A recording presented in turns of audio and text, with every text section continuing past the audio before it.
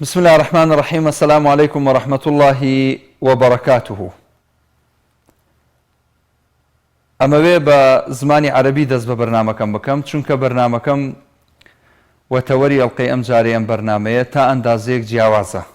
من بدو درشمي وجراو بزماني كردي وعربي ليرة درشمي خو پیشاندران برزكموا بەشێک لە خۆپیشاندەرانی هەرێمی کوردستان و موچەخۆران و مامۆستایان ئەمە دروشمەکانیان بووە بەم شێوازە. ئەمە دروشمی خۆپیشاندەران بووە لە ماوەکانی ڕابردوو داوایان کردووە موچەکانیان لەلایەن بەغداوە دابەش بکرێ. خۆپیشاندەران و مامۆستایان و موچەخۆران ئەم قەوارەیە ڕەت ئەکەنەوە. پێیان باشە حکوومەتی هەرێمی کوردستان موچە بەوان نەدا بەڵکو بەغدا موچە بەوان بدا. ئەمە کە نووسراوە داواکارین موچە لەلایەن حکوومەتی فیدراڵەوە دابەش بکرێ. ئەمەشیان نووسراوە نطالب بدفع رواتبنا من قبل الحكومة الفيدرالية رجاء. دولة رئيس الوزراء السيد مصطفى الكاظمي المحترم، تحية طيبة. أهديك تحية جميع موظفي إقليم كردستان، أهديك تحية المظلومين الذين عانوا من الأمرين، أمر ومر من قبل حكومتكم عقب 50 سنة أو أكثر أو ما يزيد، ومن قبل حكومة يعانون منها ولا يزالون لمدة 30 عاما على الأقل. هذه الحكومة برأي هؤلاء الموظفين والمطالبين بحقوقهم مجحفة بحقهم، لأنهم لا يدفعون مستحقات الموظفين والمعلمين والكوادر الطبية ورجال الأمن بصورة عامة. لذلك أناشدكم من هذا الصرح العظيم وهذا المنبر الكبير باعتباري مقدما لإحدى البرامج المهمة التي تعني حياة الناس وخصوصياتهم ومن ضمنها مشاكلهم في إقليم كردستان. لا أريد أن أطيل، فقط أقول لكم هذا الظلم أوقفوه بحق الموظفين في إقليم كردستان. شكرا لكم. سڵاوی خواتان لێبێ دووبارە ئەم کاتەوە هەموو کاتێکتان باش. خۆشحاڵم لە ئەڵقەیەکی نوێی دوانگەی خەڵک بە خزمەتی ئەوەی ئەزیز و خۆشەویست ئەگەمەوە. ئازیزان و خۆشەویستان، تەوەری ئەڵقەی ئەم جارە پرسیاری ئەوەکەین تۆی موچەخۆر، تۆی فەرمانبەر لە هەرێمی کوردستان پێت باشە موچەکەت بگەڕێتەوە سەر حکوومەتی عێراق لێەوە موچە وەربگریت یاخود نە؟ ئەتوانن لە ڕێگەی ژمارە تەلەفۆنانەی لەسەر شاشەی کەناڵی پەیام هەیە پەیوەندیمان پێوە بکەن، قسەی زیاتر و جددی لەسەر ئەم تەوەرە بکەین بۆ ئەوەی بتوانین تیشف بخەینە سەر خاڵە نەرێنیەکانی ئەم حکوومەتە کە دەرهەق بە میلەت و بە موچەخۆران ئەیکا لە کاتێکا کە کاتی دابشکردنی موچەیە بەڵکو زۆر بەسەریا تێپەڕیوە تا ئێستا حکوومەتی هەرێمی کوردستان نەیتوانیوە موچە دابش بکە. یەکێک لەو کۆمنتانەی کە زۆر دووبارە بووتەوە لە تەوەری ئەڵقەی ئەم جارە بە هەردوو زمان نووسراوە: نعم لاستلام رواتب موظفي إقليم كردستان عن طريق الحكومة المركزية العراقية، واستلام رواتب الموظفين للشهور الثاني والثالث والرابع والخامس والسادس، أي شهر شباط وآذار وشهر نيسان وآيار وشهر حزيران، وإعادة الرواتب المدخرة من قبل ما يسمى أو ما تسمى بحكومة إقليم كردستان. بەڵێ بۆ گواستنەوەی موچەی فەرمانبەرانی هەرێمی کوردستان بۆ سەر حکوومەتی مەرکەزی عێراق، بەڵێ بۆ وەرگرتنەوەی موچەی مانگەکانی 2، 3، 4، 5 و 6 و وەرگرتنەوەی موچە پاشەکەوت کراوەکان. ئەمە یەکێکە لەو کۆمنتانەی کە زۆر بە زۆری لە تەوەری ئەم جارە دووبارە بووتەوە کە نزیکی 400 دانە کۆمنت هاتۆ بۆ ئەم تەوەرە. ئەم بەڕێزە ناوی مەریوان زەهاویە نووسیوێتی و جگە لەویش دیارە ڕەنگە بەشێکی کۆپی پەیست کرابێ واتە نەسخ و لەسخ کرابێ وەرگیراوێ و دانرابێتەوە. کۆمنتێکی زۆر بەم بابەتە بەم شێوەیە نووسراوە و هەمووی داوای ئەوە کە موچەکانیان بگەڕێتەوە سەر حکوومەتی فیدرالی عێراق. منە چمە لای پەیوەندەکانی ئێوە هەڵبەتە کۆمنتیش زۆر هەن ئەمڕۆ بۆی بیان خوێنینەوە هیوادارم کات هەبێ بۆ ئەوەی کۆمنتەکانیش بخوێنینەوە مامجەوهەر وەرەگرم لە کۆیە آخر مەجالە نەدامە زۆر قسەکە داوای لێبوردن دەکەم شەو باش هەموو کاتت باش باشە بەڵام مەجالم بدە فەرموو پێشەچی دەڵێم یەکێتی پارتی گۆران بەر لەوەی تورک بینە کوردستان وەرە ماڵ بە ماڵ بگەڕێن ئاسوقەکانشیان لێ وەربگرن یەکجاری وەکو سەردەمی ئەتاتورک کورد بەرەو برسێتی ببن بۆ ئەوەی یەکجاری کۆتایی پێبێ کوردستانی عێراق بدرێتە دەست ئەردوغان و ئەتاتورک بەڵێ ئەوە خاڵی یەکەم خاڵی دوام دەرێم نۆلاحە بالسيد كاظمي أرجوك أرجوك أرجوك أرجوك تفضل بموافقة على هذه القرارات من قبل حزب الإسلام الكومل لأنه شعب يحبه وشعب يريده إحنا نريد نرجع إلى أصلنا كحكومة العراقية لأنه شعب زعلان نعسان تعبان خسران ومظلوم من قبل هذه الحكومة المنكوبة مقدي لأنه هم لا يوجد لديهم قدرة بمعيشة شعبنا الكردي. احنا حوالي 60 سنة من 61 لحد الآن احنا مظلومين من معيشة. صدام جاي صارت أنفال صارت الكيمياء باران لكن إلا يريد من فضلك إلى الحكومة العراقية باستثناء دكتور برهم والبرلمان العراقية نرجو تفضل كردستان الشوف الوضعية الشعب الكردستان قرى مدينة ناحية محافظة حتى تعرفون وبعدين تعرفون شنو هالمزلة من حياتنا شعبنا الكردي من هالخيرات الموجودة في كردستان العراق. أرجوكم سيد كاظمي أبوس إيدك أبوس خدك أبوس عينك تعال لا تروح من أي أحزاب الكردية إلى آخره من أول إلى آخره ولا حكومة ولا برلمان. هذا برلمان كردستان مهزلة حكومة مهزلة قيادات السياسية مهزلة. أرجوك تفضل بموافقة من قبل عائلة فقيرة كسيد جوار صدق طاير تقاعد نفط لا يوجد لديها قدرة معيشة. دەست خۆش مام جەوهەر سپاس دەکەم. أشكرك شكرا دەست خۆش سپاس خوا لەگەڵ کاک سەفین وەرەگرم لە شاری کەرکووکەوە. کاک سەفین فەرموو. الو بەڵێ کاک سەفین. كاكا محمود باشي حياتي چۆنی کاک سەفین گیان باشی حیاتەکەم كورا قولي قول هالخوض قولي تلفزيوني بخواي حياتمی بە قوربان بم چاوەکەم كردي كرد قول دسكا قول بلام شبكي امجو حزبه كتاير ريقنا ئەرە وەڵا بەداخەوە زۆر بەداخەوە ام كتاو ريقنا والله امر لك الكوكب ما مستهك اي ناسوي ايوجد يبرو فروا بري سواقي للسليماني ڕاستەکە بینی معاشي على مكان هوي حكمتي الاخير انداتي بلامي ووسائل شاو ما بالزيتي يك دينار ما فيني ومالو ملال والله يقني ساعاتي من قرياو ڕاستەکەی اما نكزل زرق وهاتي وحي خواري مسعود رشكا برخي مسعود يبي اخلاق او مسعود الرشا باشا ام يجد یەک دەقە کاک سەفین تەشیر مەکە با ناوی کەس نێنی تکاکەم كورا بقرباني بم قەی ناکە ناوی کەس مێنە قسەی دڵی خۆت بکە بەس ناوی کەس مێنە قەی ناکە کورا ئەزانم بەخوا ئەزانم حەقی خۆتە زۆر حەقی خۆتە بەڵام كورا ومامۆستایان بینی ئەوادر مەسعود بێت فیشک بەخۆیەوە بنی هەر فیشەکێک وای ڕاستەکەی زۆر تەواوە دەستت خۆش بە کاک سەفینجان حیاتەکەم سپاس بۆ چاوەکەمی موفق بە حیاتەکەم سەرچاوم خوا لەگەڵ کاک شوانە وەرەگرم لە شاری سلێمانیەوە كاكا محمود جان گیان هەموو کاتت باش حیاتەکەم کاکە شوانە گیان چۆنی بەفاقەوم من پێچەواناڵم بە هیچ شوێک من ڕازی نیم وەکو خۆم بە هیچ شێوەیەک ئێمە داوا لە بەغا بکەین چینەوە سەر بەغا باشە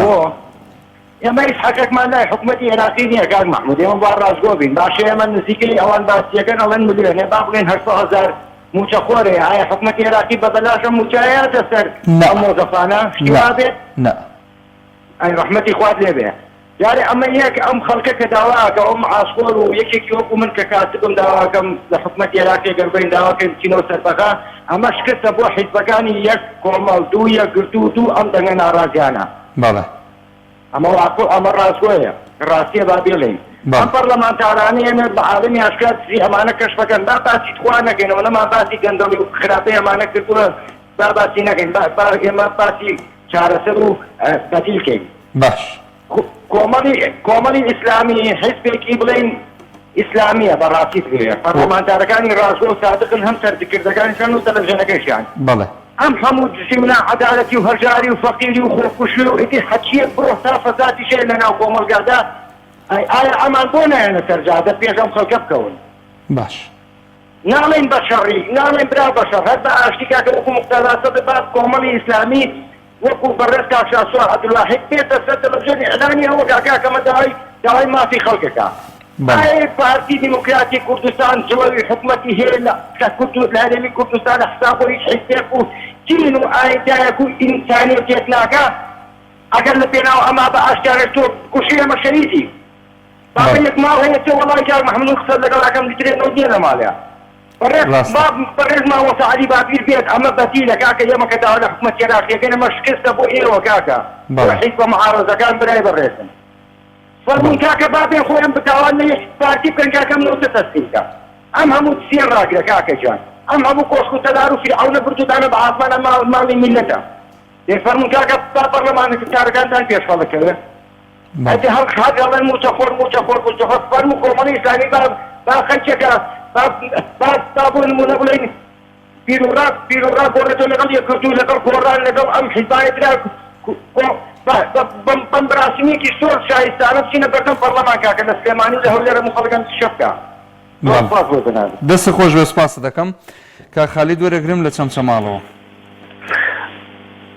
باشی برای بەڕێز چۆنی کاک خالید گیان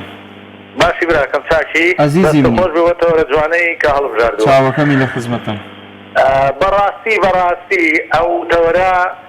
دەستە بۆ ئەو حکومەتە گەندەڵ و فاسد و بێقیمەت و هیچ و پوچەی کە ئێستا دەسەڵاتدارن ئەوانە کە تەمان لەگەڵ ئەوانەمە کە دەسەڵاتدارن دەستە بۆ ئەوانەی کە دز و مافیا و جەردە و هیچ و پوچن لەم هەرێمی کوردستانەیە کە مافی هەرچی فەقیر و هەژار و دایکی شەهید و قوربەسەری ئەنفال و کیمیا بارانن ئەمە شتێکە کە بەرامبەر ئەم میلەتە داماوە قوربەسەرە کردویانە هیچ کەسێک ئەمە یعنی هیچ کەسێک تەقەبول و تەحملی ئەم وەزعە ناکا بەڵام نازانم بۆ خەڵک خەوتووە نازانم خەڵک بۆ بووەتە مەڕ یعنی هیچ شتێ نایجوڵێنێ زۆر سەیرە بەیانی انتخاباتی بێتە پێشەوە سەیرەکەی ئەو خەڵکی کە ئێستا جمێنی پێدا هەر ئەو خەڵکەیش ئاڕاتە سەر جادە و هاوار و جرت و تەقەنەیان بۆکە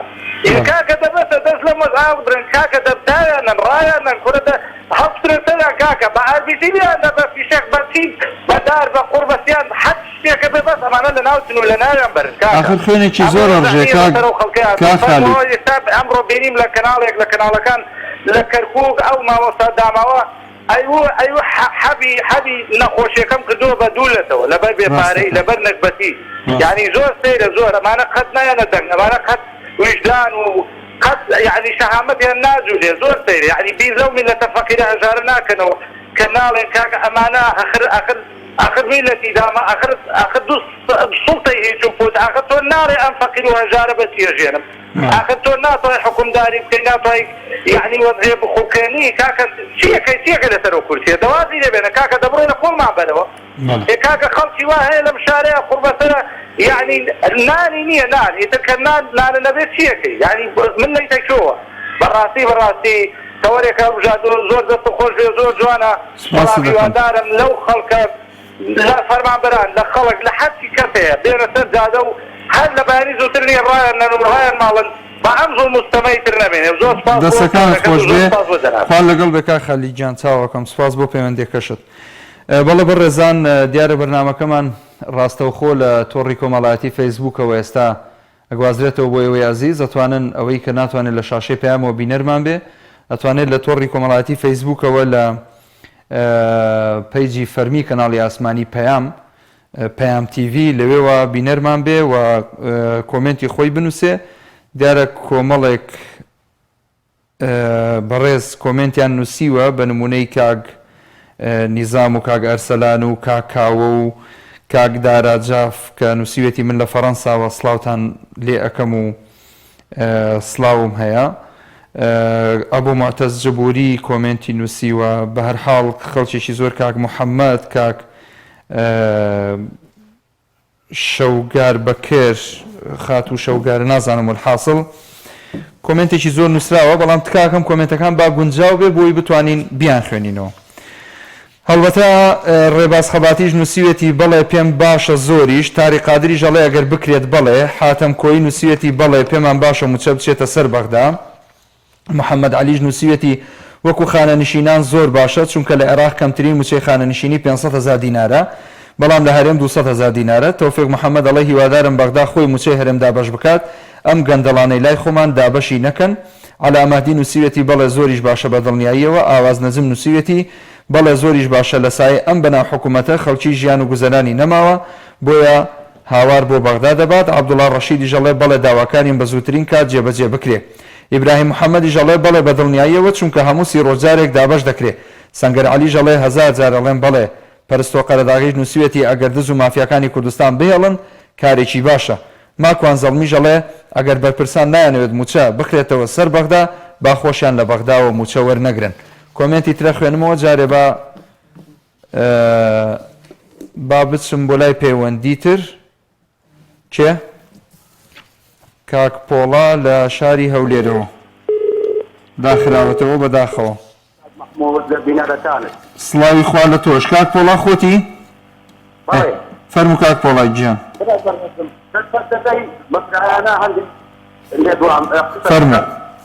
فەرموو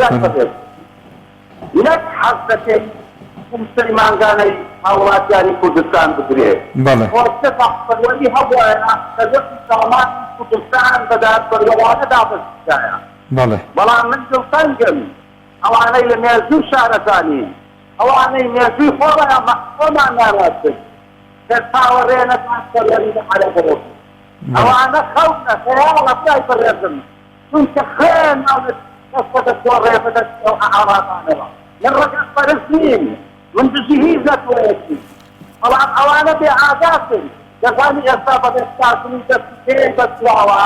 دەسەڵاتیان لێ بکەندەوە وە ناو پەرلەمان برای بەڕێزم ئەوەی لە کازمی دەپارڕێتەوە ئەوەی داوەڕێ حکوومەت دەسەڵاتی دەدەن نەما زای دەدەن متمانەی دەدەن ئەگەر موچە بۆ کورد بنێرێ بەڵێ باشە قەیناکە باش کاک پۆڵە گیان باش دەستە خۆشەوە سپاس بۆ پەیوەندەکەت من کۆمنت ناتم لەسەر قسەکانی ئەو بەڕێزانی کە پەیوەندیەکەن بە ئارەزووی دڵی خۆیان قسە بکەن سپاس بۆ پەیوەندەکانیان کاک ئیسماعیل وەرەگرم لە ڕانیەوە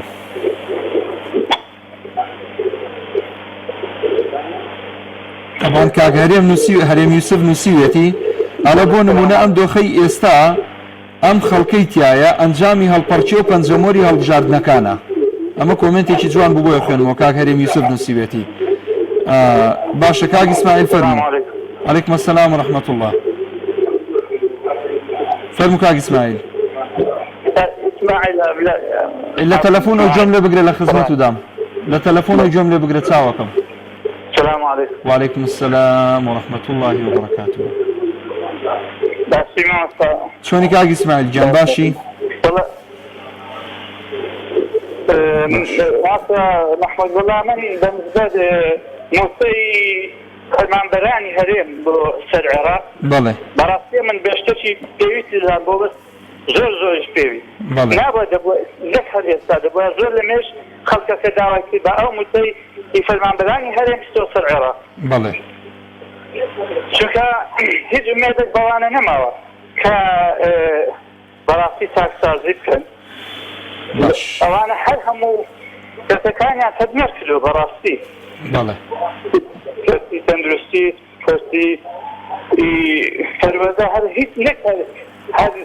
هیچیان نێشتێ بەڕاستی حسابیان بەرز نەکردێت بەتای ئێستا باخە دەوانەی تر نازانم هەندە کەس هەمیش بەڵام هەندە کەس کە دەبینی دەڵێن وەڵڵاهی ئێمە پێم خۆش نییە بچۆتە بەغداد بۆچی پێتان خۆش نییە یعنی چ ئومێدێکتان پێمایە کاکەوان تێرن تێراگیان لە برسی نییە کاک ئیسماعیل کردوە قەت ناتوانین ئیسلاح بکەین خۆ کاکەوانە چەند دەمێژە تاوان لەگەڵ کاکە هەر کەسێک تێر بوو ئاگای لە برسی نەبوو حەقی نییە ئیتر مووسە لە چۆ دێت چۆن دێت دابەژەکرێ ناکرێت کێشەی نییە بەڵێ فەرموو باشە سوپاس بۆ پەیوەندەکەت کاک ئیسماعیل گیان زۆر سوپاس گەلاوێشخان وەرەگرن بە چەمچەماڵەوە هەموو کاتت باش گەلاوێشخان والله کاکە داواکاریمان ئەوەی ئەمێ ئەگەر ناماندنی حتا هیچ هێزمەرگەر بکەتە سەر بەغا ئیزگارمان دێ وڵای ئەوە زیان نییە نەبارئی ماوە نە خۆراک ماوە ئەو ملەتە گشتی خۆشە وڵای ئەو خۆشە هەموو داماوە ئەو خۆشە هەمووی هەزار بن ڕۆستێ فەقیرکەن ڕۆستەر ئەو خەڵکەکە لە خەڵکی بکەن خەڵک چۆنن نستێنە بە خەڵک نادا خەڵکی پێ بەخەبا بستێنە لە ناخوامی سۆنەخا یان دەمێنێنە بە 100,000 کابرای نێتی پێشمەرگێت وڵام نەباتێ بە چی پیشڕێ کابرای خاوەن هەزمۆ سەرخێزان لە بە چی بستێنەوە بکڕێ وڵای ئەو خەڵکە دوور داماوە حیفەن دەبجۆن بە حکومەت بدەم وەکو ئەو برایەتە ڕسوایەنی تێکی تێبجێنیانی کرد وڵی زۆر گوناحە زۆر زۆڵمە لەو ملەتاکرێ وڵی ئامادەین تا بەرپا بەردەست نەقوتای کاگری مافتی وشەکان ئێرە بکرد و سەرخێرە بەڵێ حتا هیچ پێشمەرگە ڕاداوکی من دەخواقەتی دەخەسانە دەوامەیە دەوای ئێکسپایەتە دەنیە نەوت نییە بایە لە پربختەت نادەنیە مردەکەتە نێرن بکێدەتە دەست لە گیانت ناخورێ ڕۆڵت بۆ نانێرە سەکرە نێرە ئار نانێرە ئەمە کەی ژیانە منەتی تیاقە جێبرای باوکت یوتیکەکە نانێرە بە خۆراکەکەش نانێرێ ناوتەکەت بۆ دادی ناکە بۆ بنێرێ قەینانە ئەمونەتە چۆن ئاوا ئەڕاتە ڕێو باوکی من ساڵی ئەدوان سیان لە 2016 منەتی تەوسان دەستە ئیتر دەستە خۆش ئەیبە بە خۆرا بچێتەوە ئەم قسمەتە ئێمە خۆرگە دەستی ماکەکەی لەبەرەوەی لە زۆر ڕژێن ڕزگاری کردین بەس خراپەی پێکردین بە پرسیەتی پێمانی کرد ئەگەر ڕژێن بە تەقسیم بە ئەسلی هەڵبەتاکە قۆسان بە خەڵکی کرد بە خۆ ناغەستن بە خەڵکی ئەو بە پرسیەتی بە قوزیەتی بە ملەتەکەیەکە هەموو برامان لە پێش شەڕەوە بووە سەر بە ئاسیا و کێشانە لەگەڵا بووینە لە هەموو ئەوان هەزار پێشمەرگەهات لە کوردستانە کوردستان گشتی پێ ڕزگاری کرد وەڵڵای من نەبە ڕزگاری کرد خۆ حکومەتی بەحەز ئەگەر کورد نەبوایە ئەڕووخا بە ئاسانی بەکوێتەوە بە ئێران توانیان حکومەتی بەحەز بڕسێنە ئەگەر ئەم ملەت نەبوایە وەلا ڕانە قەڵابیە هەتا ئەگاتە کەنار و کوفری و جەلەلاتی پێوە خەبر کورد ڕمانی بەحسی ڕمان ئەم ملەتە واتۆشێنی ئەم سەرۆکانە وەک سەرۆکێکە بەخوا بکێتەوە ئای بەخەڵ خەڵکی ڕوخێنە بکێتە سەنای حکومەت عێراق بدە وەڵا وەکو ئافرەتە پێم ناخۆش کە کورد بڕێتێ ئەوە کورد ڕوخانی لە خەڵداوی تەکلیتا لە عێراق دەستە خۆش بەگەلاوەشخان سوپاس دەکەم بۆ پەیوەندەکەت سەرکەوتووبی دەست خۆش سوپاس دەکەم خوان دەکات دەست خۆش بێ خوان دەکەم نازانم ئەگەر خەلەلێک هەبێ بەڕێزێک لە کۆمنت کاک سروژ نووسیوێتی دەنگە دەنگێکی زۆر هەیە و دەنگیش ئەداتەوە ئەگەر خەلەلێک هەیە چاچیکەن خراپ نابێت سوپاسیانەکەین دیارەوە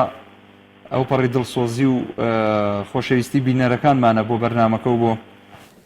کەناڵی خودی کەناڵی پەیام سوپاسی یەک بێچانەکەین دیارە کۆمەڵێک بەڕێز کۆمنتیان نووسیوە ئەڵێن حەسبونا الله ونعم الوەکیل ونعم بالله 100 جار حەسبونا الله ونعم الوەکیل کۆمەڵێک بەڕێزی تر نووسیویانە هەموو خەتای خۆمانە پەنجەی شایەتومانمان بۆ ئەم وەزعە مۆر کردووە با بیچێژین حەقی خۆمانە بەڕێزێکی تر بە ناوی عومەر ئەو بەڕێزی کە ئەو کۆمنتی نووسی بە ناوی گوڵی گەشە عومەر کاک عومەر سەلیمیش نووسیوێتی بەڵێ کاک عومەر سەلیم نووسیوێتی بەڵێ زۆر جێخۆیەتی بچێتە سەر بەغدا باش کێمان لەگەڵ بوو باوکی عەبدوڵڵا فەرموو باوکی عەبدوڵڵا عەفوو نووسی سەلامی خوا لە جەنابت قوربان بەنسبە پرسیارەکەت ئایا پێت باشە موچەی فەرمانبەران هەرێم چیتەوە سەر حکومەتی عێراق وەلی ئێمە خۆش بوو 10 ساڵ پێش ئێستا شەچوومە سەر عێراق لەبەر ئەوەی بەڕاستی ئێستا وەزعی موچەخۆر لەو فەڕی خراپیدایە يعني دابا لميج بو او قراره دبي يعني كودنجي هبي لسر او قراره شو كبيك كانوا بعد برلمان ناكري دبي كودنجي شي باش هبي بو او بتواندري او مسبقريته وسر بغداد لكات وصافي خوي متدابج بكري براسي وضعي متفور انسان لو فري خرافي دايا بلان دوباره بدين لو شتاني كوابسي وسر بغداد دبيت ايوش ويعني او حزباني كوا لدروي دصلاتن دبي همو يبقن وهروها خوفي شاندان سازر بو او خلككا بتواني عقي خلككا بدري موسى دابش كري هالسي روجدارك يعني واباشا راسا يعني او فلكاريه وكوابسي وسر بغداد اما فصل اجد او داينا شو قوتي متخوت او بروابكا هي انساناني ايواري نيه يعني فارنية كوابسي لو مارو من داري شتيك بكري بله بداخو دستان خوش ودوباره سپاس بۆ جەنابی شێت باوکی عەبدوڵڵا خوا گەدارت بێ کاگەرکان وەرەگرم لە سلێمانیەوە السلام عليكم مامۆستا مەحموود چۆنی وعەلەیکم السەلام وەڕەحمەتوڵڵاهی وبەرەکاتوه هەموو کاتت باش کاگەرکان گیان والله من یەک کۆپرەسیری شاعیرێک کردبووە ئەڵێ ویتر کۆتایی پێدەم لە خزمەتتان فەرموو ئەڵێ تۆپی بلیاد نایان گاتێ گوڵی تۆزاوی سەرنەعلەکانی شابان و کورتەباڵەکانی دوای هەرز ناگەنە کەڵاکزمەکانی شاهنشاهی تر بەخوا تەستێنم خۆ جوان بیری لێ بکەوە خوا لەگەڵ بێ خۆ وەر بڵێمەوە ئادەی کار محمود دووبارەی کەرێت خوا کزیکە لە تەلەفۆن تۆپی بلیاد ناتان گاتێ گوڵی تۆزاوی سەرنەعلەکانی شابان و گوێلەیە بەڵێ تۆپی بلیار ناتانگاتێ گوڵی تۆزاوی سەرنەعلەکانی شابان و کورتەباڵەکانی دوای هەرز ناگەنە خەراکزمەکانی شاهنشا بەریاکە قورسە دەخۆ تەواوی کە خۆ تەواوی کە تەواوم کرد تەواوت کرد ئەوە نییە تەوت بووە بۆ سێبارەکەمەوە ئادەی سێبارەی کەرەوە باشە ئەمانە کاتی خۆی خزمەتکاری سەر جزمەکانی شاهنشا بوون هەمویان ناگەنە خەراک نعلەکانی شاهنشا و شابان و بوونی تر ئێمە چ هومێرێکمان پێیان دەتۆ وا بڵێ دەتۆ وا بڵێ باش ئەوەنیارێک تۆپی بریار ناتانگاتێ گوڵی تۆزاوی سەر نعلەکانی شابان و کورتەباڵەکانی دوای هەرز ناگەنە کەلاکزمەکانی شاهنشا بەڵێ تێگەیشتم باش دەست خۆش خوا لەگەڵ حافیز کاک سەلمان وەرەگرم لە شارە زۆر السلام عليكم وعليكم السلام ورحمة الله وبركاته كاك سلمان فرمو سلاو رزمه بو تواوی کارمەندانتان سلاو ڕێزمان هەیە بۆ تۆیش لێرەوە تا شارە زۆر جایتر ئەگەر بەرنامەکە حکوومەتیش سێری کا باشە بەڵام بەڵەو هاوڵاتیانە سێریەکەن خۆشحاڵە بین بەڵێ تەنها من ئەوەمە ئەڵێم دەستخۆشی لە تەواوی مسلمانانی بەڕێز دەکەم لە هەرێمی کوردستان بەتایبەت ئەوانەی کە سرمایەدارن ئەوانەی کە دەوڵەمەند چۆن دەستیان گرتووەتەوە بۆ ماڵە فەقیرەکان و لەوت و خواردەمەنی و بێداویسی بۆ ماڵەکانەکەن خوای گەورە لە تەمەنی سەربردە و لەدارەکان هەڵدوێ بخاتە تەمەنی ئەو بەڕێزانە ئامین چکە ماڵی فەقیر زۆر زۆر ئێستا دەوڵەمەندەکان زۆر مەردانە قۆڵیان لێ هەڵماڵیوە بەبرانی ئیسلامی من خۆم پێشنەرگەم بەخوا پێوەنی بە هیچ کەسێکەوە نییە نەک بڵێم بەیانی من لەسەر کۆمەڵ ئیسلامیە لەسەر یەکەتی ئیسلامیە لەسەر بزنەوە ئیسلامی لە هیچ شتێک نیم بەڵام وەک پێشبەرگەیەک بڵێم دەستخۆشی لە تەواوی ئەو موسڵمانانەکەم بەڕاستی مەردن سڵاویان بۆ ئەنێرم هیوادارم هەر سەرکەوتوو بن دەست خۆش بێ کاک سەلمان زۆر سپاس بۆ پەیوەندیکەت وەڵا لەسەر قسەکەی کاک سەلمان بێگومان دەستخۆشیی زۆرمان هەیە بۆ خێرخوازانوانەی کە دەستی خێران هەیەوەی گێنن بە فەقیر و هەژاران بۆ معلوماتان من لە دوای بەرنامەکەەوە خەڵکێکی زۆر پەیوەندیم پێواکە کە نەدارا و بێکەس و بێوەزن بێپارن مەجبور مەسەلەن تەکلیف لە چوار پیاوی بەڕێزەکەین لە بەرنامەی بەخشینیەکەین لە چوار دەوڵەمەندەکەین شتێکیان بۆ کۆ ئەەکەینەوە ئەیبێنە بەردەستیان ئەیبێن بۆ ماڵەکان بە نمونە شتێکتان بۆ بژێڕمەوە ماوەیەک بەر لە ئێستا لە شوێنێک دانیشت بووم ئافرەتێک نامەی بۆ ناردبووم بۆ پەیجەکەی خۆم داوای هاوکاریە کرد ئەیوت قەترەیەک نەوت لە ماڵمانە نییە زۆرمان سەرمایە واللهی نانی ئێوارەمان نییە کرێچین پارەی 3 مان کرێخانوویشمان نەداوە. خوا لە خێری دەرنەکا پیاوێکی بەڕێز بە تەنیشتمەوە دانیشتە بوو، وتم نامەکەم پیشانداوتم ئەوە نامەکەیە، ئەوەی کە توانی لە توانایە هەبوو، ئەوەی لە توانایە هەبوو وتی بابی خەینە خزمەتیان، وتم ئەوە ژمارە تەلەفۆن و بۆیان بەرە. ئەوە ئەسڵی مەوزوعەکە کە خۆت بەدەستی خۆت بۆیان ببەی، هەم دڵنیابی لەوەی کەەوە زەیان وایە، هەم بۆ جارێکی کاگەرویست هاوکاریان بی هاوکاریان کە. فعلەن کە ڕۆشت و هاتەوە ئەوەی کە خوا لە خێری دەرنەکا بۆی بردبوون کە هاتەوە، ینی ئەو کابرایە باوەڕم پێ بکەن نزیکی 6 دقە بە تەلەفۆن قسەی لەگەڵ من کردووە، 3 دقەی بە گریان بەڕێ کردووە، وتی وەڵڵاهی وەزعێکی زۆر خراپیان هەبوو. من بۆ شتێکی تر چوو بووم، ئەوەی کە لە گیرفانم و لە وەزع و لە سیارەم و لە حاڵما بووە هەمووی خسۆتە بەردەستیان و تویش مەزارێک کرد سەرتان لێدەمەوە، سۆبم بۆ بردوون، نەوتم بۆ کڕین، ینی شتی زۆری بۆ کردبوون. والحاصل شتی خەڵک بەکەم مەزانن، وەڵڵاهی وەبیللاهی هەر خێرخوازێک هەر بەڕێزێک هەر خوا پێداوێک دەست بخاتە گیرفانی ئاوا ئەوەی لە توانایە هەبێ بیداتە فەقیر و هەژارێک، بیداتە کەسێک لە سەرماسۆڵە ئەم زستانە بیپارێزێ، وەڵڵا وەبیللا وەتەڵڵاهی بەهەشت بۆ خۆی ئەکڕێ بۆ پارەیە. خوا مڵک و سامانی پێداون ئەمڕۆ تکاتان لێ ئەەکەم، دەستان ماچەکەم. دەوڵەمەنەکانی هەرێمی کوردستان ئەوانەی خوا پێی داون، ئەوانەی کە هەڵتان گرتووە ماڵی سپی بۆ ڕۆژی ڕەش، ئەمە ڕۆژی ڕەشی خەڵکی هەرێمی کوردستانە، هەتا ئەتوانن دەستکەن بە گیرفانتانە و دابەشیکەن. واللهی وباللهی وەکو فەرمودەی صحیحەیە لەسەر ئەم قسەیە، ما نەقەسە مال من صدقە، هیچ پارەیەک سەدەقەی تیا هەبێ و خەیری تیا هەبێ کەم ناکە. بۆیە تکاتان لێ ئەەکەم یارمەتی هەژاران بدەن، یارمەتی فەقیر و بێکەسەکان بدەن. ئیتر خوای گەورە پاداشتی هەمووتان بداتەوە یا ڕەبی. کاک حەیدەر وەرەگرم لە کۆیە. کاک حەیدەر جان، کاک حەیدەر فەرموو چاوەکەم فەرموو. كاك السلام عليكم. وعليكم السلام ورحمة الله وبركاته. برادر ديارة تمركتان بسرعة كان باشا متبقى أستاذ حكومتي. أما بيمان باش نيا قربان دلين أيوة بيتان باشا. أنا غيرت كارثة برادي أنا يكم لو خركانا. إيه. جدا من صار يكون في فرق مش الحمد لله داخل ثاني خيم بوت في فرق سقط الشلال هم مش سبعة ثمانية ساعات سريعة. ورحمة يبكى يا ربي. زيادة من الخلاف وضعي وزار الأراضي أجل وقت من الركائب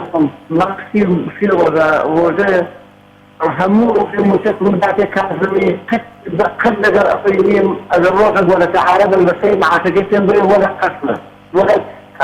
كذب كذب. إيه بوات في الله كاك بوست الراوست كاك حيدر. راوست كاك حيدر كاك حيدر كاك حيدر. كل كاك خو بقصي توي برز نابه كي معاش دراوه ولا كعرب بخلشي وتوكل ببن كلب آخر كي اشتوار رويداوه كي تشيبه برابر رزقه من متخوري بغدام لوتيها متشبه كارت ورقرم كارت هر كارت شيء آوايا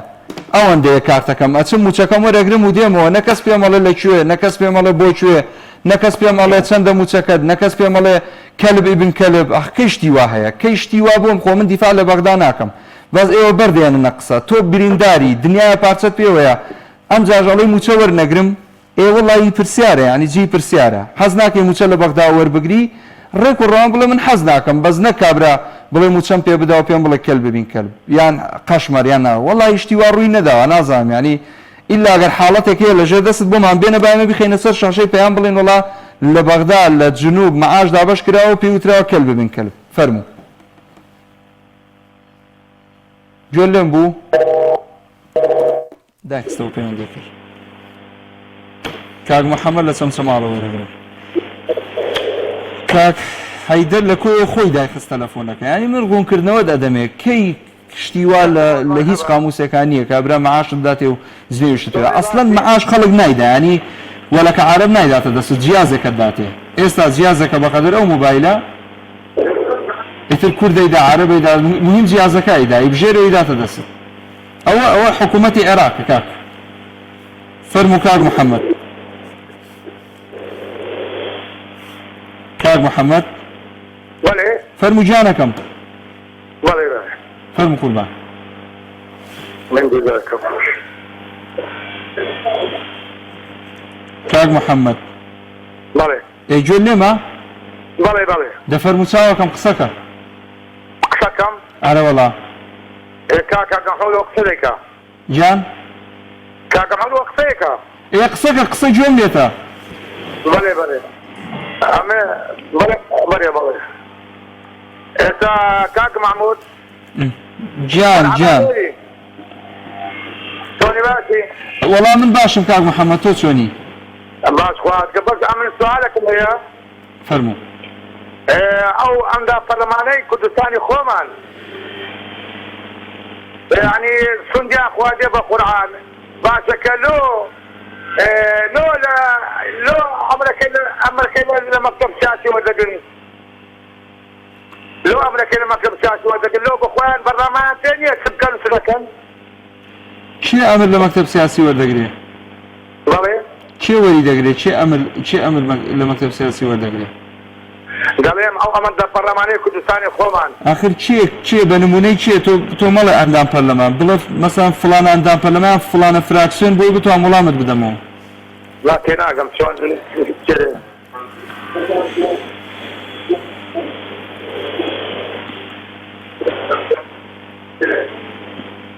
ئارێم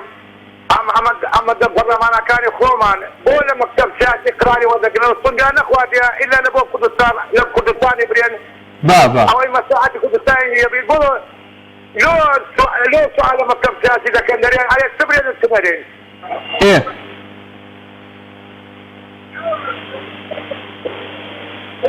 تەواو لۆدی قورئانە نەخواتیە کە ئەوی باسە لە کوردستانی کە لۆ لە مەکتەب سیاسی چیا دەکەن بەخوای نازانم بڵخوایە لو مثلا ما مساعدي بابي بابي او ابري لو انقول لازم نقولين برنامج تلكني انقول بردي ولا ما مصالي باقي كاك والله ما مصالي باقي رساله ما لو دانشتوها يعني اقاي لوزع نيه تدير ما مصالي الى المكتب السياسي كاور قال له بس انقول قران تاخذها شنو كنت ما ساوي بكلماته يا اخي الديار البرلمانتاري وايتيا بۆ عقلی بە هەندێک شت ناشێت مەکتەب سیاسەکە خیبرەی زیاتر هەیە لە ڕووی سیاسیەوە پێی دەڵێ ئاوا بکە و ئاوا بکە کوردستان باشە ئەوە بکەن یعنی دەبێ بڵێ ئەنە مەکتەب سیاسی هەرێم چمرێم چدەرێم ئەوە کەن جێراتەوە دیارە بۆ هەندێک هێز ڕاستەوە بۆ هەندێک ڕاست نییە ئەوە ڕاست نییە ئەو کەس بێ ڕاست نییە بۆ عارە ئەتوو بەرنامەی کتابەکە دۆ لەکرا دەستور دۆ لەکرا ئەم شەکل لەکرا دەستەر دەستورەکە بڕۆ کاک محەممەد بەێ ئەگەر پرسیارێکی لێ بکەم بە سەراحەت جوابم دەدەیەوە یێمێنێ نازانم درێت دەڵێم ئەگەر پرسیارێکی لێ بکەم جوابم دەدەیەوە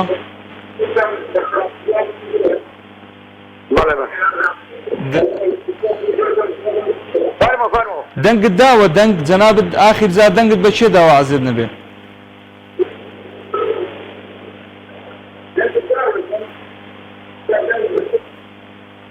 مقصد الدنيا عم دق حرم دق شيء بتمزم بس خليهم عملوه الى المكتب السياسي بسيادة كان يلا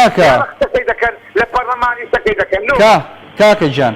اتو بود هي محاسبه او برلمانتاره بكي كدنگت پێداوە باشە اتو محاسبه او برلمانتاره بکە کە دەنگت پێداوە ئێستا دەنگت بە چێ داوە بۆ نمونە بە هێزی کۆمەڵی ئیسلامی داوە بە من بڵێ دەنگم بە لا تو لە عامەی گەڕێ خۆ تۆ بەناوی خەڵک قسە ناکەیت تۆ تە بێژ هێرمی کوردستان نیت کاکە تواز لە عامەی بێنە ئێستا تۆ بۆ خۆت دەنگت بە چێ داوە بڵێ فڵان کەس ئەگەر ئەندامی کۆمەڵە پەرلەمانتاری کۆمەڵە من لێرە وەڵام تەدەمەوە ئەگەر پەرلەمانتاری کۆمەڵیش نییە بەخوا تەسپێرم دەنگت بەکان پەرلەمانتاری لای خۆت داوە ئێدە باشە من وەڵامی عامەم پێ نییە دەست خۆشخوار لەگەڵ بێ سوپاس دەکەم کاک هێمن بابانی وەرەگرم لە چاکسازی گەورانی سلێمانیەوە کاک هێمن جان فەرموو سڵاوی خوار لێبێ سەرەتا بەناوی خوای بەخشندە و میهرەبان سڵاو لە تۆ لە بینەرانی کەناڵە جوانەکەشتان چۆنی کاک هێمن تەندروستی چۆنە وەزعیە بوو برانە چۆنە لە چاکسازی بۆ خۆت باشی ئینشاءڵڵا سپاس بەخوا باشین بەڵام دۆخی سایکۆلۆژی سزادراوان بەگشتی لە دۆخی چیناجێژیرایە ئەمەوێت سەبارەت بە تەوەرەکەی ئەمڕۆتان شتێک بڵێم نەک هەر موچەی فەرمانبەران بگرە من پێم باشە لێبوردنی گشتی سزادراوانی هەرێمی کوردستانیش هەر بچێتەوە سەر حکومەتی عراقی چونکە بەجددی ئەندام پەرلەمانەکانی خۆمان بڕیاریان پێ نادرێ لە کاتێکا لێبوردنی گشتی تابع بە پەرلەمانی کوردستان و ئەو قەراریان پێ دەرناکرێت کە لە ساڵی 1969 کە یاسای سزادانی عراقی دروستکراوە ئەم یاساش هاتووە کە 4 ساڵجارێک ئافات بدرێت ئەمان ئەو بڕیاریان پێ نادرێت هەرچەنە ئێستا ساڵێک پێشتریشانی نەک 4 ساڵی پڕ نەکردەوە بۆ لێبوردنی گشتی بەڵام ئێمە هەموو وڵاتانی چواردەروپشمان لێبوردنی گشتیاندا و ئێمەش لەو بینە دەست حادۆخی سایکۆلۆژی ئەم ڤایرۆسی کۆرۆنایەوە هەمومان کەوتینەتە حاڵەتی زۆر قەلەقیەوە بەڵام من ئەمە شتێک بڵێم ئێمە بەجددی ناکرێت لەی لە کەسێک بین لە حکومەتێک بین کە نازانێت شتێک ئاڵێت هەندێک کەس هەیە نازانێت بەڵام هەندێک کەس هەیە نازانێت ئەشزانێت کە نازانێت هەندێک کەسمان هەیە نازانێت بەڵام نازانێت کە نازانێت ئێمە حکومەتەکە ئێمە بەم شێوەیە ینی نایزانن و نازانن کە نازانن ئێمە ئەگەر لە ساڵی 1969 توانامان هەبووە وەکو میلەتی عراق بەگشتی توانامان هەبووە خۆمان یاسای سزادانمانە نووسیەوە بۆ میلەتەکەی خۆمان بەڵام خۆمان نەمانتوانیەوە هاتووی سەنعەتێکی فەڕەنسیمانێنەوە بە یاسای سزادانی فەڕەنسی ئێمە هاوڵاتیانی خۆمان حکومە دەین بەڵام کاتێکە لە ناو سژنەکانە وەکو هاوڵاتیشی فەڕەنسی تەحملمان لەگەڵا ناکرێت لەبەرەوەی کە کولتورەکەمان جیا لەبەرەوەی نەریتمان جیا کۆمەڵەشت هەیە نامەوێت سەری ئەوەی پێ بێژێنم ئەمەی لە کوردی بیبڕێنمەوە حەزەکەم بە شارێک هەستی خۆم دەرببڕم لەبەرەوەی کە من کۆمەڵەشت بڵێم چکە وەکو نووسەرێک هەستەکەم ئەرکی سەرشانی خۆمە ئەرکی سەرشانی خۆم ێزانم حتا لە ناو سزنی شام کە لە ناو باوەشی حکومەتان ێستام ئەنی ئامادەم بۆی کە لە ناو قەعاتی خۆمە ئیدام بکرێن بەڵام ئامادە نیم بۆی کە دان بەشتی غەڵەتا بنێن خۆم غەڵەتێکم کردو هاتوومەتە سژن نامێ ئەو غەڵەتە دووبارە بکەمەوە ئێستاش کە وەکو نووسەرێک بەردەوام لەسەر کارەکانی خۆم ئەمێ هەڵەکانی ڕابردن دووبارە نەکەمەوە جا بۆ نێوە من حەزەکەم شارێک پێشکەشکەم بە هاوڵاتیانی خۆشەویست و بە بینەرانی کەناڵەکەتان و پێشکەشە بۆ کەسانش کە ئەم شعرە بەشێک لەم شعرەش تەنانەت ئەگەر دێڕێک لەم شعرەش ئاماژە بکە لاوان بەڵێ فەرموو شعرەکەش بە ناوی دێن دەڵێن سەیرە هەتا کەمرت لە گۆمایە چۆنە ترسی دەمی تیمساحت نییە دەست و قاتت کە لە پێیە خۆر و مانگ و ئاسمانیشت لێبیار نییە وەکو مێشولە گازەگری لەسەر پشتی مانگاکان نایەڵی چاویان نایەڵی چەخە بچێتە چاویان ئەگەر کلکل لێ ڕاوەشێنن ئەتکوژن و دەرفەتی دەربازبوونیشت نییە لە وەڵامدا پێم گوتن ئەرکی شاعیر ئەوەیە بەدڵ خزمەتی نیشتیمان و میلەت بکە شەرمە نووسەر لە پرسا خۆی هەڵواتێ بە حیزب و بەلایەنێکە پیاسەنی بپەڕێنن باشترە لەوەی بۆ خەڵکی زاڵمی نەوی بکە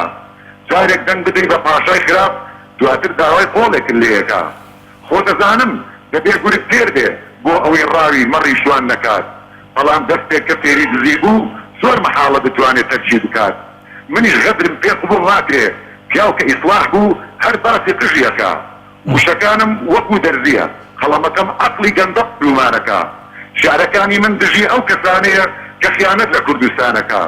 سێوێک کە گەنی دەبێ فڕی دەی دەنا ئەوانی دیکەش بۆ گەنەکە نابم بە ئەو مانگایی کە بە لێسانەوەی زۆر گوێرەکەکەی خۆی زامارەکە نەفرەت دەکەم لەو کەسانش کە ماستاو بۆ پیاوی ساڵم و زۆردارەکە زۆر سپاس بە تۆ بۆ بینەرانی زۆر سپاس دەست خۆش بێ مەمنونم سپاس بۆ پەیوەندیەکەت کاک هێمن گیان ڕێز و سڵاویشمان هەیە ئەگەر جۆ لە دەنگی منە بە هەموو هاوڕێیانت لە چاکسازی گەوران خۆی گەورە ڕەحم بە هەوڵایە بکە ئەگەر باوکی محەممەد لەسەر هێڵ بە ئاخر پەیوەندی وەرێگرم السلام عليكم كاك محمود. وعليكم السلام ورحمة الله وبركاته باوکی محەممەد كاك محمود إبرام پێم دشێ پێشنیار برێم بەر لە وەڵامی پرسیارەکەی ئەڕۆکە برایەتم لە خزمەتان یەکەمینیان جەنابەت ئینسانێکی زۆر ڕێک و پێک و بەڕێزی هەموو خەڵک دەزانی هەڵگری چ گیر و باوەڕەشی تکایە هەندێک مێشت هەیە بۆگەنە ماندیە تەواو یعنی فاسد بووە خۆتیان پێوە ماندی مەکە بە ئەو بەرنامە جوانە شکاتەکەی بە پیڕۆ نەڕوا لە بۆ ئەو برا بەڕێزانەی کە دەیانێ لە قسەی تام قسە و پێشنیارێکی ڕێک و پێک و شایستە برێن لە بەرنامە جوانەکەی زناتەوە تکایە لەگەر ئەوانە پێدامەچ و ئەوە دەخەمە سەر چاوم فاسد بووە یعنی بیبێ لای نەخۆشی ئیزنەدا دەنە بڕۆ بی بۆ مارێ تا دەمریتن ئەوە یەک دومینیان باوەڕم پێ بکە لە ژیانم لەبەر ئەو دەسەڵاتە نەبووم و حتا دەچمە ناو گۆڕیشەوە هەر دژی ئەو دەسەڵاتەمە ئەمن بەڵام لۆ ئەو شاشە جوانەی پێیان لۆ ئەو دەموچاوە سیما ئیسلامی جوانی جنابەت جوانیە جنێ و بەسەرکردە بدرێ ئەگەر کافریش بێتن بەڕەئی من ئێستا یعنی شخصێک کە قسەی بە کات مەسعودی بۆ جوان نییە مانا بێگومان لە وتمان پێغەمبەر عەلەیهی سەڵاتو وسەلام لە حەدیث دەفەرمی جوێن بە خواکانیان مەدەن با جوێن بە خواکانتان مەدەن ئێستا هەر کەسێکی ئەو شتە یعنی بترێتن یعنی شخصەیە تۆزە توندا یعنی کە جێ لە دەبی جوێن بەسەرکردەیەکی دەدرێ لەوانەیە قسەی غەڵەت بکاتن یعنی احتمالە ئەمەش گوناحبار بن تێدا ئەو دوو ئیتر سەبارەت بۆ ئەوەی ئەو ڕۆکەت بابەتەکەی ئەو ڕۆکە من دەمەوێت ئەوە بڵێن بەڕاستی ئەو بابەتە زۆر تاخیر کرایە دەبوو زووتر ئەو کێشەی مۆچەخۆران و هاوڵاتیان بچێ بۆ بەغا لە بەغا چارەسەر بکرێت لەبەرەوەی سەرکردایەتی سیاسی کورد دزە بە معنای کەلیمە دزە ئەوە چەندین بەرنامەی جەنابتانەیە چەندین شخصیاتی سیاسی هەیە چەندین یعنی بەرنامەی تر و ئەوە هەیە پێیان دەگوترێت دز ئەگەر ئەوانە دز نەبن لە بەرنامەیەکی تەلەڤیزیۆنەکانی خۆیان هین دیفاع لە خۆیان دەکەن بەڵام کە تۆ کەسێکت ئیتهام کرد بە تاوانێک و نەهات پاکانی خۆی بکە ئەوە بەڵگەکی زۆر گەورەیە لەسەر ئەوەی کە ئەو خاوەنی ئەو تاوانەیە من دەمەوێت شتێک بڵێن بۆی کە ببێ بە چارەسەر لە بۆ ئەو وەزعی ئەوڕۆ من دەڵێم تەلەڤیزیۆنە جوانەکەی پێیان لە مۆم دووە سرودی ڕاپەڕین لێدەن بەستە خەڵک بێزار بوو لە قسە یعنی حتا جنابت من دیارم لێ پێ بە قاتل بۆرین باغڕۆ نیستن تەلەڤیزیۆن هاتی زیری کوردی کە تاپە لەبەر بکە با ئێمە لە مۆم دووە شۆڕش بەرپاکەینەوە دز و گەندەڵ و ماتیایەکان ڕاونین هیچ ئینسانێک لە ئینسانی دز بێغیرەتر نییە بەس خستەی لێ بکە کون نامێنێ خۆی تێکاتن بەڵام کێشەی ملەتی کورد ئەوەیە تا ئێستا نەیەک دەنگە نە دەستی بە بسم الله کردو لە ڕاماڵین و خەیمەکردنەوە ئەو دزماتیانە من بەلێ ئەوە بڵێم من لەنەوە تو یەکەوە لە محافظەکانی مامۆستا عەلی باتیر دانیشتوم لەنەوە تو یەکەوە من دەڵێم مامۆستاجیان ئاەتە زیادیەکانت بێنەوە بیرمان من دەڵێم هەڵوێستە زیادیەکانی سەردەمی جارانت کە ئێمە پێ هان دەدا لە بۆ گیان بەخەرکردن لەتەنە ئەو ئیسلامە وەرەوە سەر تەلەڤیزیۆنەکە ئەو گڵوپی نەمان بدەوە بەسە قسەکردن بەسە محاضەرە لەسەر وەرەقەیەک ئەو میلەتە بەوە ڕزگار نابی ئەو میلەتە کێشەکانی بەوە حەل نابێتن ئێمە دەمانەوێت گیانمان بەخەرکەین یەکەم جار لە پێناو ڕەزامەندی خوا ئەو زا پاشانە بۆ خۆش گوزارانی ئەو میلەتە بەرکوخوای گەورە ئەو نعمەتەمان پێ بەخشی ئەو میلەتە لەسەر دەستی ئێمە نەزاتی بێ ئینشاءالله وخوا پاداشتێکەکەدات و زۆر سپاس دەکەم مەمنونم باوکی محەممەد بۆ تەلەفۆنەکەت خوا خێر بنووسێ خۆشەویستان بە پەلە کۆمنتەکان لەم دوو دقەیە خوێنمەوە بۆی گلەیمان نێتە سەر عوسمان سادق قەڵێ بڵێ ئەوەی حەز نەکات من دیوارە یان پەرلەمانتاری دەسەڵاتە یان کەمایەتیەکانی سەر بە دەسەڵاتە جینا هەموو کەسێک حەزەکەن بەغدا سەربەخۆ موچە بدات شادی کۆیی ئەڵێ لە ڕێگەی بەغداوە دابش بکرێ باشترە نوری شێخ مستەفاش ئەڵێ بەڵێ بە دڵنیاییەوە 6 ساڵە خەڵک باجی نەزانی و نادادپەروەری و خۆدەوڵەمەندکردنی دەسەڵاتدارانی هەرێمەداد ئیتر بەسە بەڵێ 100 جار ئەڵێن بەڵێ لە ڕێگەی بەغداوە دابش بکرێ ڕێژوان خدر نووسیوێتی بەڵێ زۆر بە دڵنیاییەوە لە ڕێگەی بەغداوە بێت باشترە بەداخەوە ئەم حکوومەتی کوردیەی خۆمان بە ئەندازەی بنێشتی کوردی سوودی نەبووە بۆ نەتەوەکەی زاهید محەممەد ئەڵێ زۆریش پێم باشە بەڵام زۆر باوەڕم بەو هەواڵە نییە گوڵستان زەوهەر نووسیوێتی زۆر پێم باشە هەموو موچەی فەرمانبەرام چێتە سەر بەغدا ئاشنا حەمە ساڵح نووسیوێتی بەڵێ لە نێوان حکوومەت و دزدا بێگومان حکوومەت هەڵدەبژێرم عەبدوڵڵا عەزیز ژەڵێ 1000 جار بەڵێ حسێن محەممەد ئەڵێ بەڵێ بێگومان کارێکی باشە چیتر نەدرێتە دەست ئەو دەستە نائەمینەی هەرێم سەڵاح حەسەنی ژەڵێ ئەوە نییە تا بەغدا پارە نەنێرێت موچە نییە ئیتر مانای چییە لەسەر هەرێم بێت ڕۆستام عوسمانی ژەڵێ جا ئەگەر دەسەڵاتی کوردی پێی باش نییە موچە بچێتە سەر بەغدا با دزی و دەغەڵی نەکەن بن دیوار و خانەنشینی پلە باڵەکان و نامستەحەقەکان ببڕن بە هادیم بازەتی ژەڵێ گەر بچێتە سەر بەغدا کێشەکە حەل ئەبێت زانە تەوفیق ژەڵێ جا حکوومەتی کوردی چی دز و گەندەڵ زیاتر نین کوردۆ محەممەدی ژەڵێ نەک هەرموچە پێویستە هەرێم بە تەواوەتی بچێتە سەر بەغدا بێستون عەلیش ئەڵێ 1000 جار بەڵێ ئەمە بەشێک بوو لە کۆمنتانەی کە هاتبوون چکە کۆمنتەکان زۆر لەوە زیاترن تا ئەڵلقەیەکی تری دوانگەی خەڵک بەخواتان ئەسپێرم لە دوعای خێر بێ بەشمان مەکەن خواتان لەگەڵ